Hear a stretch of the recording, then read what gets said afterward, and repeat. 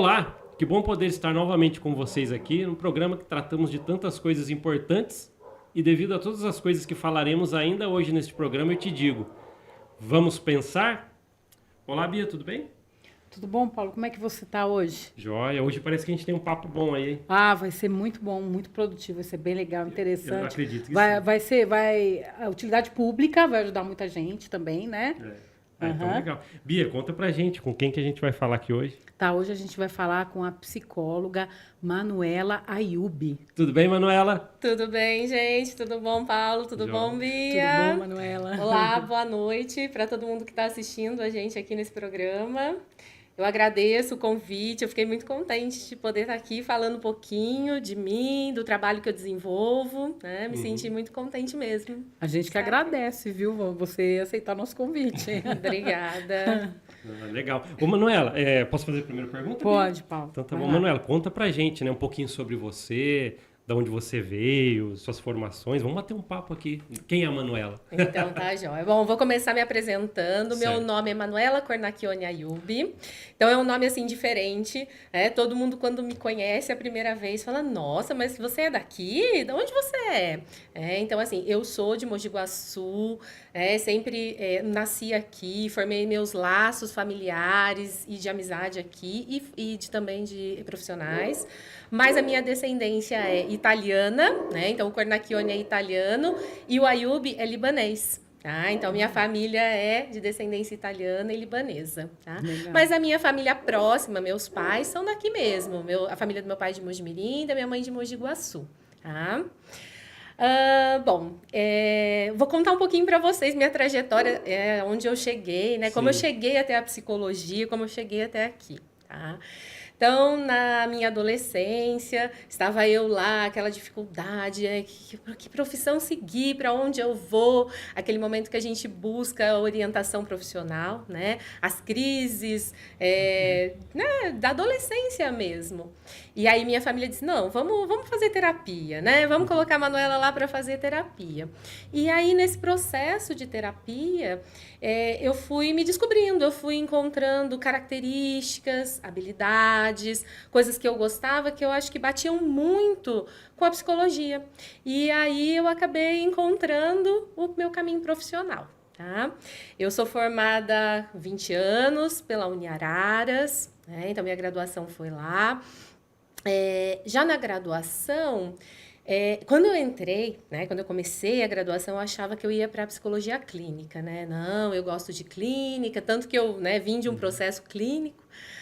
E logo ali no começo eu já vi que não era por aí o meu caminho, né? O principal. Porque eu comecei a gostar muito da área da educação. Então eu comecei a me identificar muito com a psicologia escolar. E aí fui fazendo cursos de extensão, cursos de formação, cursinhos, congressos, muito relacionados a essa área da psicologia escolar. Né? E eu gostava também da psicologia clínica, então eu acho que ali eu fui mesclando também com a psicologia clínica na área infantil, porque eu acho que tinha um pouco a ver com a parte educacional. Né? Então, a minha formação já na graduação foi caminhando muito para a área da educação e um pouquinho da clínica com crianças. Tá? Aí eu me formei e eu queria trabalhar na escola pública. Né? Eu falei, não, essa área eu quero ir para a escola pública. E o caminho, na época, era o concurso público. Então, eu prestei concurso público, entrei, né? Dali um tempinho eu entrei para trabalhar aqui em Mogi Guaçu. E aí eu comecei a trabalhar na Secretaria de Educação, num setor que hoje ele se chama SEAP. É o setor de educação especial do nosso município. E eu estou há 18 anos na educação especial aqui do município. E a gente desenvolve um trabalho com crianças que têm algumas dificuldades no processo de escolarização. Então, são crianças que têm alguma síndrome, algum transtorno, né? Então, alguma deficiência. Então, a gente tem crianças com deficiência intelectual, crianças com transtornos de aprendizagem, que é dislexia, descalculia, crianças com TDAH, que é o transtorno de déficit de atenção, né, que hoje bastante gente já ouviu falar, o TOD, que é o transtorno opositor desafiador, o TEA, que é o transtorno do espectro autista. Então, o nosso trabalho dentro da educação especial, ele é um trabalho para ajudar com as barreiras que impedem o processo de aprendizagem formal dessas crianças. Então, a gente trabalha diretamente com essas crianças e a gente trabalha também com as famílias e com a escola, buscando auxiliar um pouquinho esse pessoal, essas crianças aí nesse processo. Posso fazer uma perguntinha? Pode, porque, gente, eu falo bastante. Não, e aí eu vou emendando, então acho que é legal você ir... Não, mas sim, é bom sim. porque você está explicando bem. Porque tá muito bem explicativo, porque dá para entender sua trajetória, o que você faz. Uma coisa que eu queria até destacar, achei legal, você tá naquela crise existencial lá na época da juventude e os pais indicaram e levaram ela até a terapia, que é uma coisa que eu acho que hoje... Como é que você acha que está hoje em dia os pais que lidam com os adolescentes com crise existencial? Você acha que a maioria indica para uma terapia? Então, o que você ouve por aí no mercado? Eu acho que hoje a psicologia ela está assim, mais difundida. Eu percebo que a gente tem bastante profissional na área e eu acho que os serviços eles têm se ampliado na área da psicologia, sim. Mas eu ainda acho que não é tanta gente que tem acesso a este serviço, né? Eu vejo que muitas famílias buscam, sim, essa ajuda, porque quem precisa fazer terapia, né, gente? Eu acho que isso é uma coisa... Acho que é todo mundo. Todo mundo, independente se tem problema cognitivo ou seja não. Seja por autoconhecimento, né? Sim, Seria emocional, interessante. né? Todo mundo tem. Eu acho que ninguém tá normal hoje em dia. É importante, né, gente? Eu acho que é bem isso. Esse autoconhecimento, ele é importantíssimo, mas vamos pensar assim, em 3 grandes grupos para procurar uma terapia, né? São aquelas pessoas que possuem um transtorno diagnosticado, um transtorno mental, né? Ou aquelas pessoas que estão passando por um momento de conflito, que elas não conseguem dar conta daquele conflito naquela situação, que seria a questão do adolescente, ou então alguma pessoa que está com algum conflito no trabalho, ou a questão dos casais, né? Então, acho que esse momento também é para uma busca. Então, essa pessoa ela não tem um transtorno, mas ela está precisando naquele momento desse auxílio. E também as pessoas que buscam, porque elas buscam esse autoconhecimento. Né? Eu acho que é por aí. Então, assim, eu acho que esse grupo que está ali, que vai buscar por uma necessidade específica naquele momento, ainda não chega tanto assim a usar os serviços. Eu acho que ainda... Eles buscam mais quando a coisa está muito grande. A gente tem muito disso ainda. A psicologia, ela ainda só tem recebido os casos quando eles estão no momento gritante. Então, acho que a gente precisa difundir ainda mais para que essas pessoas busquem os serviços. Eu acredito que poderia ou pode servir de incentivo até a sua própria história. Você estava lá na adolescência, olha que legal, estava lá na adolescência, os pais levaram, conduziram até a terapia e ela se redescobriu ou descobriu coisas internas aí que acabou levando a ser hoje uma psicóloga, até voltada para a área do ensino. Olha que legal, né? Assim, quanto isso pode ser procurar um desenvolvimento ou existir um desenvolvimento dentro de uma terapia, né? Sim, sim. Por exemplo, acredito que você deve ter percebido a vida das pessoas mudarem numa terapia ou se redescobrindo e, poxa, olha, que bom que ela veio até aqui, pude ajudá-la. Já presenciou isso? Sim, com certeza, né? Eu acho que, assim, várias pessoas, a gente, né, atender a criança ou adolescente, porque o meu foco de trabalho é a criança e o adolescente, né? Então, assim, a gente vê muito, é uma pessoa em desenvolvimento, e aí você vê esse caminhar, né? Eu acho que isso é muito gratificante. Você vê aquela pessoa e ali, dali um tempo, ela volta e fala, olha, eu te encontro, eu falo, olha que bacana, olha onde eu cheguei, olha onde eu tô, olha como as coisas aconteceram para mim. Eu acho que isso é muito gratificante no trabalho da psicologia, né? Acho que é por aí mesmo. Então, é importante que a gente tenha acesso, né? Então, eu não pensar assim, a psicologia, eu acho que isso já quebrou um pouco. É para quando a pessoa não tá bem, né? Ela tá louca, ela tá com um transtorno, um problema grave. Não é para isso apenas, mas é também para que a gente possa lidar melhor com as situações cotidianas, né? Que seja para a escolha profissional ou para lidar com uma situação familiar que está conflituosa, ou nas relações sociais, que eu acho que isso é um foco muito importante hoje da adolescência. Quando a gente fala na adolescência, hoje, não é só a questão da escolha profissional, mas também a questão dos relacionamentos sociais, que eles já vêm tendo uma modificação quando a gente tem as redes sociais, né? Em que o adolescente passa a estar mais dentro do quarto, mais junto do celular. E quando vem a pandemia e cria um momento de afastamento muito grande, dificultou ainda mais esse processo. Então, a gente encontra muitos adolescentes, crianças e adolescentes, com dificuldade no que a gente chama de habilidades sociais. Então, acho que isso é um foco importante hoje da psicoterapia, para essa área ali da criança e do adolescente. Aqui na cidade de Mogi Guaçu, você falou que ajuda num qual departamento? A educação especial do município. Muita gente procura, tem muita gente ali, é fácil uma pessoa ter esse atendimento? Na verdade, assim, o encaminhamento, a porta de entrada do nosso serviço é a escola. Então, são as escolas do município, as escolas municipais fazem o encaminhamento para este serviço. Então, não é aberto diretamente ao público, não é pelo serviço de saúde, é pela educação mesmo que se chega até ali. A gente atende uma média ali, né, de umas 400 crianças, mas a 400 gente tem... crianças por dia? Não. 400 crianças naquele momento. Tá. Não, é no momento, assim. Tem uma rotatividade porque elas têm alta, né, do processo e tal, mas hoje vamos pensar assim que a gente está atendendo um grupo de 400. Hoje no total tá 400 crianças. Mas tem uma lista de espera, né? A gente tem sim, porque faltam profissionais na área. A gente não tem...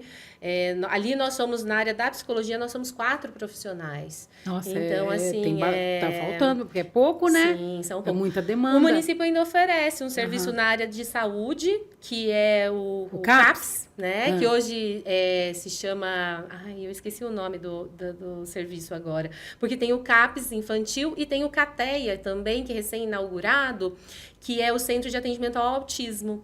Então, a gente está tendo... O município vem tentando encontrar, né, estratégias, serviços para atender a população em geral ali. Mas ainda a gente tem um caminho a seguir, porque tem muita gente precisando e ainda nós não temos a quantidade de profissional necessária para atender essas crianças e esses adolescentes. Entendi. Fala para mim mais a respeito desse TOD, que eu não sei exatamente o que é. O que é TOD? TOD é o transtorno opositor desafiador. O que é, assim? É um transtorno que ele se caracteriza por comportamentos em que a criança ela tem, primeiro, uma irritabilidade muito grande, ela desafia figuras de autoridade, ela tem dificuldade em seguir as regras, os comandos, Então, ele é opositor porque ele se opõe àquilo. E ele tende a desafiar as autoridades, né? O pai, a mãe, um professor, porque ele não consegue realizar aquilo que está sendo solicitado. E, às vezes, por exemplo, esse TOD ele pode estar associado, por exemplo, com o TEA, o transtorno do espectro autista? Sim. O TOD, geralmente, ele vem associado ao TDAH. É muito comum crianças que têm transtorno do déficit de atenção e hiperatividade apresentarem como comorbidade o TOD. E as crianças do espectro autista também terem o TOD como comorbidade. Então, nunca é uma coisa só isolada. Ele pode ser, sim. Pode ser isolado, sim. Mas daí seria alguma coisa comportamental dentro de casa? Será que Olha, ela aprende a ser agressiva porque dentro de casa ela vê agressividade? Não só. O TOD ele tem uma carga genética, então tem uma parte do TOD que ele vem geneticamente, mas também está relacionada a estilos parentais, que a gente chama, que é a forma como as regras são colocadas para essa criança, como ela compreende a colocação dessas regras. Então, ele tem 2 fatores, que é o genético e o ambiental agindo junto. Tá? Então, tem sim. E é muito comum a gente encontrar associado o TOD a outros transtornos de neurodesenvolvimento. A gente chama o TEA e o TDAH de transtornos do neurodesenvolvimento.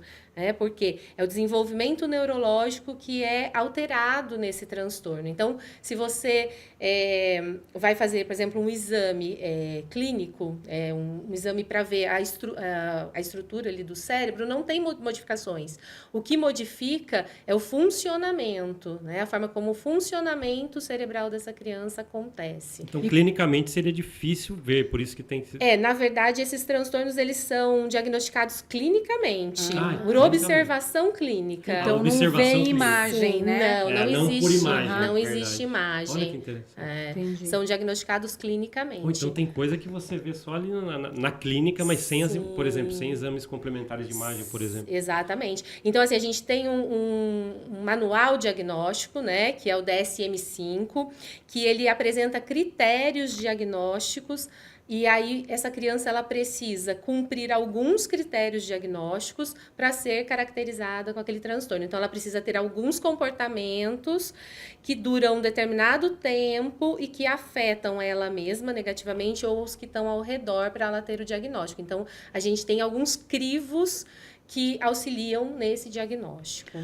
Outra dúvida também que eu tenho nesse TOD. Por exemplo, não necessariamente, às vezes tem gente, adolescente, ou até, às vezes até adulto mesmo, que assim, ele não obedece ninguém, ele é agressivo, é mais ou menos isso, né? Mas seria, às vezes, todo caso da pessoa que ela como é que fala? Ela não obedece à autoridade. Seria um caso de TOD ou não? Na verdade, o TOD ele é diagnosticado na infância. Ele é um transtorno da infância. Né?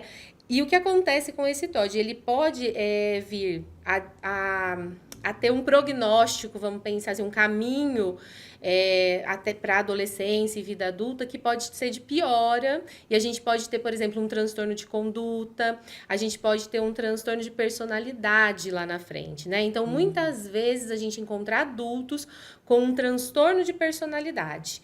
E aí são pessoas, né, que podem ter um transtorno de personalidade narcisista, antissocial. Então, a gente não tem como caracterizar, só porque a pessoa é agressiva, não segue regras, que ela está dentro desse transtorno. Porque, assim, são sintomas, e aí a gente precisa de um rol de sintomas para a gente poder diagnosticar essa pessoa com tal transtorno ou não. Né? Entendi. Então, mas o TOD ele é diagnosticado na infância. Na vida adulta, a gente vai encontrar transtornos de personalidade, porque esses traços comportamentais, se eles não forem tratados na infância, eles vão se mantendo. E aí eles vão se tornando cristalizados. E aí eles são... daí já é uma personalidade, transtorno de personalidade. Né? É um funcionamento daquela pessoa. Então, quer dizer que se você trata desde pequeno, você pode salvar a vida, né? Sim. A pessoa não tem nenhum transtorno. A gente consegue diminuir muito a questão dos transtornos, né? Dos comportamentos daquele transtorno. Porque, gente, assim, a medicação existe para transtorno. A gente encontra várias medicações que auxiliam a diminuição de alguns comportamentos, de algumas situações, tem sim. Mas a terapia, ela serve para ir oferecendo estratégias, né, ambientais para que eu consiga mudar esse comportamento. O remédio por si só, ele não vai fazer isso. Então, por exemplo, uma criança que tem um TDAH, um transtorno de déficit de atenção e hiperatividade, ele pode tomar uma medicação? Pode. É indicado na maioria das vezes, né, dependendo do caso ali, que o médico veja, a maioria das crianças toma. É um metilfenidato. Que é um remédio específico para o transtorno de atenção e déficit de atenção e hiperatividade. Mas essa criança, ela tem que aprender estratégias para usar no dia a dia. Só o remédio em si não vai ensinar ela. Por exemplo, vamos pensar, a seguir uma rotina, a ter um dia mais organizado, porque a criança com TDAH ela vai ter dificuldade de organização, de planejamento, de manter o foco atencional durante muito tempo, e na terapia ela vai aprender estratégias de automonitoramento, de como ela se organiza, de como ela pode estudar. Então ela vai estudar 10 minutos, após esses 10 minutos ela vai fazer uma atividade prazerosa, depois ela vai retornar. Então, a gente tem várias estratégias, e essas estratégias, conforme elas vão sendo seguidas, elas vão construindo novos caminhos neuronais, e aí a gente consegue ter mudanças no comportamento. Olha como é importante fazer esse tratamento, né, na juventude, por exemplo, para quando se tornar um adulto e tiver os desafios da vida, trabalho, ser uma pessoa mais centrada, até ajudaria em todos esses itens. Eu acho que a psicologia, ela teve um ganho muito grande com a neuropsicologia. Então, a gente tem uma área da psicologia, que é a neuropsicologia, que passou a estudar o funcionamento cerebral. E trouxe muito conhecimento para a gente nesse sentido de que o comportamento pode ser modificado. Por quê? O cérebro ele tem caminhos neuronais. E como que a gente modifica? Como a gente constrói novos caminhos? É fazendo novas coisas. Então, se eu começo a utilizar uma estratégia específica, eu construo um novo caminho neuronal. E aí eu consigo seguir esse caminho. Então, eu acho que isso é muito bacana. É isso que a terapia consegue ir ajudando a pessoa a criar novas estratégias para ela agir diferente. E isso para qualquer pessoa. A gente não está falando só de criança, não. A gente está falando de adolescente e de adultos também. Porque tem adulto que descobre que tem TDAH só depois de atrasado, velho. né? Sim, às vezes com 40, 50 anos. Nós estamos tendo um aumento muito grande no diagnóstico, porque hoje tem muito estudo e muita gente que lá atrás sofreu com características de TDAH e não sabia que tinha TDAH e está sendo diagnosticado na vida adulta. Nem sabia o que era isso, porque nunca ouvi falar. Exatamente. Eu mesma. Eu acho que eu fui saber o que era TDAH, o quê? Com 40 anos. Sim. É a mesma coisa do espectro autista, né? Que muitas pessoas estavam dentro do espectro, só que não eram diagnosticadas. Por quê? A gente imaginava o autista como? Aquela criança, por exemplo, que vivia no mundo dela. Se balançava, não como se comunicava com as outras pessoas, né? E aí a gente foi, né? A ciência foi estudando e foi entendendo que o autismo não é só isso. A gente tem um espectro. A gente tem desde aquele que ele simplesmente tem uma dificuldade de pensar diferente, ele não tem flexibilidade cognitiva, até aquele que realmente não desenvolve nenhuma linguagem. Então, a gente tem, dentro desses dois padrões extremos, uma variedade muito grande de comportamentos e características. Sim, porque eu conheço gente que foi diagnosticada com um transtorno de espectro autista. Mas você olha assim, é uma pessoa normal, porque quando a gente fala assim, transtorno de espectro autista, o povo pensa, nossa, é um problema grave, né? A pessoa já começa a imaginar a pessoa assim, até com aparência diferente.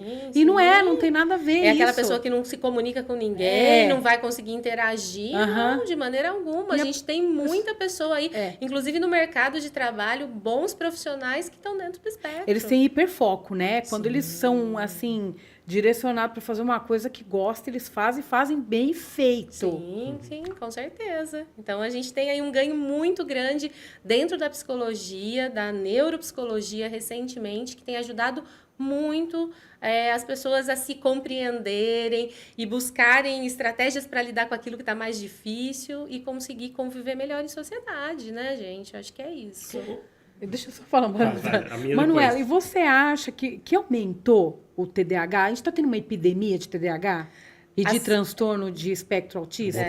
As pessoas perguntam muito isso, mas por que o número está tão grande, né? Eu acho que a primeira coisa é que aumentou o diagnóstico, a capacidade de diagnosticar, né, de compreender os sintomas, os comportamentos, ele aumentou. Então, essa habilidade do diagnóstico, essa possibilidade do diagnóstico fez aumentar o número. Eu acho que isso é o ponto principal. Então, é isso. Muita gente que a gente olharia anteriormente não diagnosticaria, hoje são diagnosticados, porque a gente tem uma clareza maior, né, desses transtornos. Então, acho que esse é um ponto principal. Então, a estatística aumenta porque está diagnosticando mais o que não se fazia tanto em larga escala dessa forma. Agora, na questão do transtorno do espectro autista, existem estudos que vêm falando de várias possibilidades, porque tem aumentado muito. Eles têm projeções, né, de aumentar assim, um número muito grande nos Estados Unidos. Existem estudos americanos de projeções altíssimas daqui a 10 anos de pessoas dentro do espectro autista. Então, eles estão tentando compreender se existe algum fator que tem influenciado esse aparecimento de transtorno do espectro autista. Mas ainda a gente não tem nada que possa ser que bater o martelo, fechado. Assim, né? Então, assim, tem várias coisas. Posso falar até para vocês o que eles têm estudado muito é a questão de uso de fertilizantes, de medicações. Então, eles têm feito um estudo muito grande nessa área, mas ainda não tem nada fechado para poder falar. A pergunta que eu ia fazer, Manuela, até basicamente mais ou menos sobre isso. Por exemplo, você tratando ou cuidando, né, de uma criança ou adolescente, algum problema que tem ali para ser resolvido, tanto cognitivo, alguma coisa assim, mas você descobre que às vezes é um ambiente familiar, alguma coisa que vem dos pais. Como que um profissional tem que tratar isso? Como que ele encaminha a direcionar um tratamento para que os pais ajudem a resolver o problema? Como que chega até os pais se você descobre que os Porque às pais, vezes por exemplo, algum fator que está contribuindo para aquilo? Certo. Porque às vezes a criança é colocado um rótulo nela lá, mas daí você vai ver, você vê que dentro da família não está nada bem Como que é a também, né? ética? Como que você chega até na família? E daí é difícil, porque daí você interessante está isso. cuidando da criança, daí se você for falar de qualquer jeito com o pai e com a mãe, tira o filho, não leva mais. Isso pode acontecer. Aham. Porque a gente vai ter que falar de alguma forma, né, gente? Então, assim, ó, o tratamento da criança e do adolescente, quando você trabalha com ele, você vai acompanhar essa criança e esse adolescente, mas você sempre vai acompanhar essa família. Então, a gente vai fazer o atendimento direto a ele, a criança ou adolescente, mas também as orientações, que a gente chama de psicoeducação para esses pais. Porque eles vão precisar ajudar essa criança e esse adolescente no dia a dia. A criança, ela é fruto dessa relação diária, né? Então, a gente vai ter que intervir muitas vezes nessa relação, né, familiar, para que a gente tenha uma mudança do quadro dessa criança, do comportamento dessa criança. Trabalhar só com a criança não vai resolver. E como a gente faz isso, né? Então, assim, a gente vai fazer sessões de orientação com essa família regularmente. Esse é o primeiro passo. Então, existe um contato do profissional com a família. Isso já está no contrato terapêutico. Quando a gente começa a atender essa criança, já está no contrato terapêutico que haverão sessões de orientação com a família. Agora, como isso vai ser feito, isso vai se desenrolando no tratamento. Às vezes, assim, são 3 sessões com a criança, uma com a família, ou então a gente vai fazer uma com a família e uma com a criança, uma com a família e uma com a criança, vai depender do caso, né? Agora, se a gente percebe que se não for tratado mesmo essa pessoa, né, pode ser a mãe, o pai, a avó, quem está ali com essa criança, não vai ter sucesso, só ali a orientação não vai resolver, a gente vai encaminhar essa pessoa para um tratamento psicológico, para um acompanhamento psicológico. Então, é dever do psicólogo fazer este encaminhamento. Então, a gente vai conversando com essa família, compreendendo como ela funciona, tentando intervir, e quando a gente percebe que realmente ali tem alguma questão que é daquela pessoa que ela precisa resolver, ela vai precisar ser encaminhada. Então, a gente faz o encaminhamento. Pode ser que a família desista? Pode ser. Muitas vezes isso acontece sim, viu, gente? Não é raro, não. Então, aí a pessoa desiste do tratamento, vai buscar outro profissional. Então, coisas que acontecem, mas é papel do psicólogo fazer esse trabalho de encaminhar essa pessoa. Muita coisa tem origem na família, né? Então, Tem. por isso Eu que já talvez até chegue... já ouvi casos de, tipo assim, estava visível que, no caso, era a madrasta que não gostava do filho pequeno, que era de outro casamento. Só que daí ela colocava toda a culpa no menino, e ela não queria... como é que fala? Ela era perfeita, absoluta. Daí fica difícil, né? Aí encaminha a criança pro profissional que fica depois... Mas aí ela não quer, tipo assim, ela tá fechada, ela não Sim. quer, tipo assim, eu sou perfeita, o problema é ele. Ela nem enxerga. Muitas vezes a pessoa... Esse é o papel do psicólogo, é fazer com que essa pessoa enxergue que a questão tá ali, não aqui. Porque a pessoa não enxerga mesmo. A gente pode falar assim, ela não quer enxergar. Algumas pessoas não querem, mas tem gente que não enxerga mesmo. Ela acha que o problema é o outro, né? E aí é difícil mesmo a gente conseguir que essa pessoa busque uma ajuda. Mas isso é bastante comum. Por quê, gente? O ser humano é um ser biopsicossocial.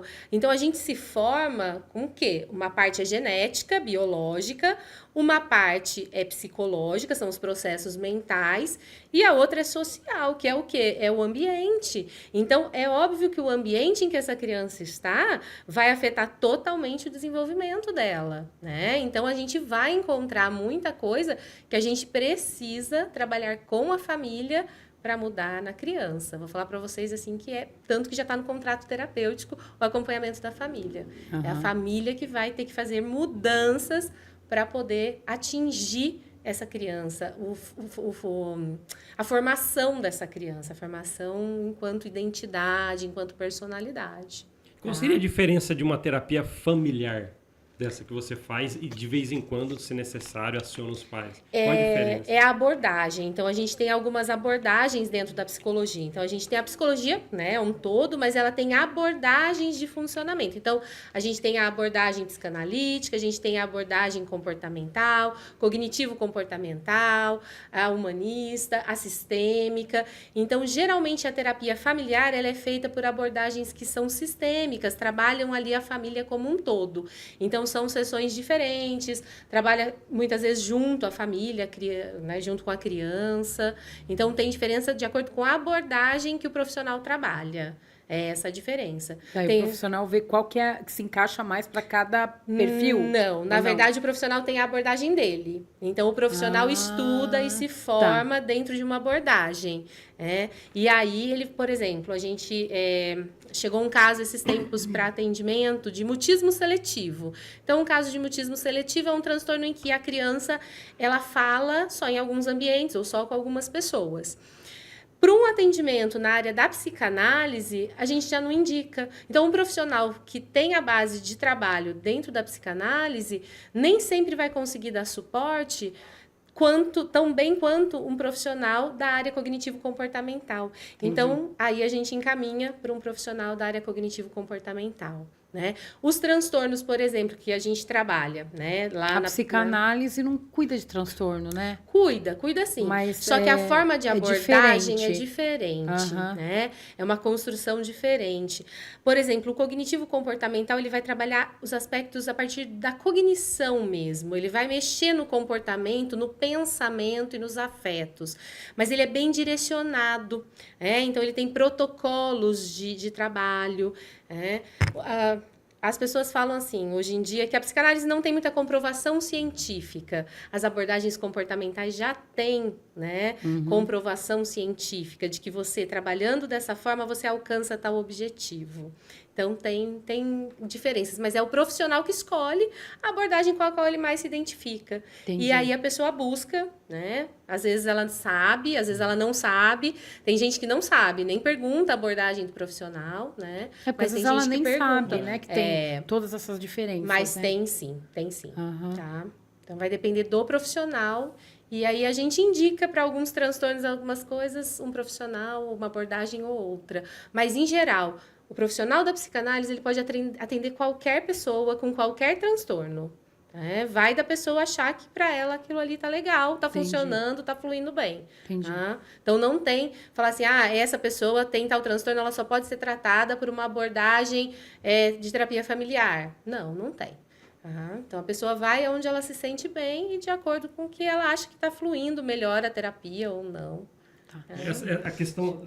Só perguntar mais um pouquinho. Vai você, e, por exemplo, já aconteceu o caso de, por exemplo, no caso onde você, né, como você falou, o sistema que funciona é a escola que indica o aluno se ele precisa, né, do atendimento, de acompanhamento. Já aconteceu de um profissional da escola fazer um diagnóstico equivocado? Na verdade, a escola não faz diagnóstico. Ela levanta uma hipótese, né? O professor fala assim, olha, eu acho que esse aluno aqui ele tem dislexia.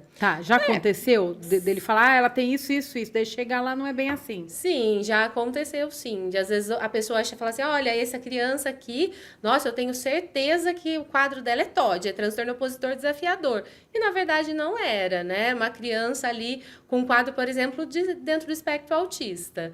Mas porque o profissional dentro da escola, ele não tem, ele não estudou para fazer esse diagnóstico, né? Então, assim, ele olha, ele conhece, o professor tem um conhecimento muito grande do comportamento do aluno, ele compara os alunos, mas ele não tem o conhecimento de diagnóstico dentro da psicologia. Então, às vezes acontece sim, mas se o professor encaminha, muitas vezes a gente pode estar errado, né, a hipótese diagnóstica ali da escola, mas alguma coisa a gente vai precisar ajudar essa criança, sim. Mas já aconteceu assim, é a diretora que indica? Não, na verdade é o professor. O professor observa que aquela criança está tendo dificuldades, né, no processo de aprendizagem. A gente tem um questionário que essa pessoa preenche, que o professor preenche, para dar até um direcionamento para a gente de quais são as dificuldades que ele está enxergando. Esse papel é preenchido pelo professor juntamente com o coordenador pedagógico, e aí chega até a equipe para que a gente possa avaliar a situação. E, por exemplo, vou dar um exemplo. Por exemplo, se os pais ou a mãe, ela vê que o filho tem alguma dificuldade, mas a escola não falou nada, ela pode chegar para a professora e falar assim, olha, minha filha, eu acho que ela tem isso, ela está com dificuldade naquilo, né? Como é que eu faço para ter acesso a atendimento? Sim. Tem como? Será que dá? Sim, a família pode falar para a escola, olha, eu vejo que meu filho não está indo bem, tal, mas a decisão é da escola de encaminhar ou não. Quando a família ela quer buscar o atendimento psicológico, ela tem o caminho da saúde dentro do nosso município. Então, vai buscar o posto de saúde, passa pelo pediatra, explica para o pediatra o que está acontecendo e o pediatra vai encaminhar para o serviço de saúde mental, né? Que Entendi. seria lá o CAPS infantil.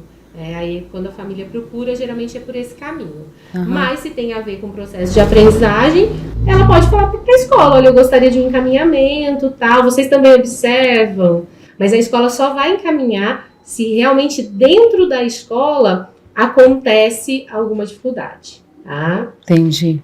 Então, às vezes é difícil, né? Porque às vezes a escola, é tanta demanda, né? 40 alunos dentro de uma sala de aula. Como é que a professora vai, às vezes nem é culpa dela, é porque não dá mesmo. Sim. Né? Mas olha, eu vou falar pra você, o pessoal a gente tem um olhar atento, sim, viu? Eu posso falar assim, a gente tem parceria com as escolas, eu tô muito próximo nas escolas, porque a gente também faz orientação pro professor, tá lá dentro. Eu acho que a tendência maior é até encaminhar casos que nem tem uma necessidade tão grande. Eu acho difícil acontecer de não encaminhar. Eu acho que é mais o professor até se preocupa muito, encaminha e chega lá a gente fala, poxa, mas acho que isso aqui, se o professor adequar lá, vai funcionar bem. Não precisa de um atendimento tão específico na área. A gente consegue só pela orientação. Então vocês orientam o professor também, né? Também. Isso é bom, isso é muito bom. Sim. A gente faz palestra, fala sobre transtornos com os professores, a gente trabalha, assim, com orientação da equipe gestora, docente. Legal. Dentro das possibilidades a gente vai trabalhando. Legal, eu acho que é muito corajoso, porque lidar com criança é tão, assim, delicado, né? Assim, às vezes você vê cada coisa, que às vezes dói o coração. Eu confesso que eu não tenho muita habilidade com criança, não. Entendeu? Às vezes dá gatilho emocional do que você passou na infância.